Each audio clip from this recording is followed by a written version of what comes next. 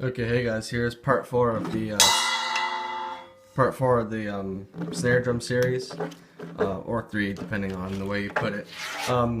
Unfortunately, I forgot to record the reheading process. I know I spoke to you guys in the past snare vlog, on what I would be doing with the snare drum, but I encountered a few problems as I was working on it, and I will flip it over and kind of show you guys.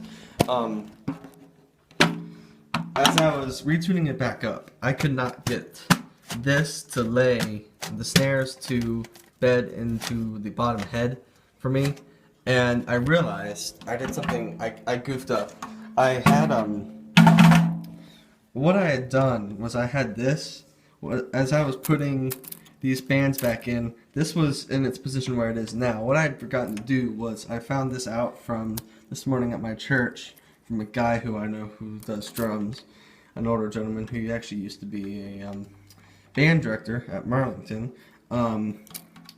He showed me that apparently it's best to have, here, let me flip it back over. You actually want to have this down when you go to when you go to put these bands back on. And if I flip it back over again, I will show you why. Why? Because when this is down, the pressure is up here, so you can get this through further. So that when you go to, wow, now it's buzzing because of my voice. So you want to have this up, in this up position and loose, so that you can get this through as far as possible, so that when you tighten it and tune it up, the snares get tight enough and they embed into the head. So I'll kind of just flip this back over.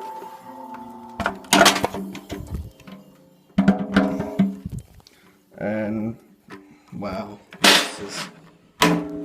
flip that back up. Now I'll show you guys I'll let you guys listen to what it kind of sounds like without my earrings. As you know, this Aquarian Studio X head does have an internal earring, but I do like to use extra rings. So here's how it sounds without the earrings. It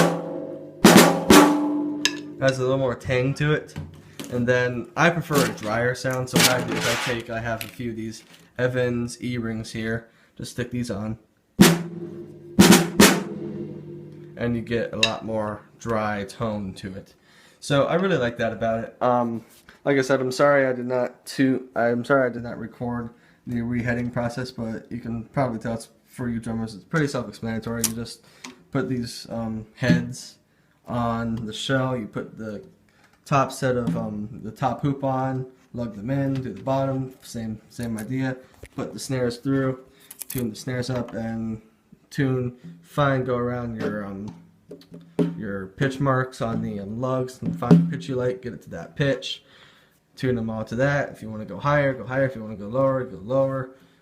Tune this up, tighten it up a little bit, see how it sounds with the snares on, and see how it sounds with the snares off. For a tom sound on my snare, I like to have, again, a very dry tone, and with all these rings, you get a very dry sound to it, like this one. Then if I take the rings off of the drum, you get more of a tang to a tom. So yeah, like I said, I'm sorry I did not record the reheading process, but as you can tell, it's probably be a boring vlog anyway. So yeah, there you have it. This is actually going to mark the final series for the snare vlogs. We will be moving on to some other drums throughout the drum sets at a later time. I will not be uploading very often, unfortunately. I've got a couple things going on in my life. So, but I'll get videos up as often as I can. So, thumbs up, subscribe.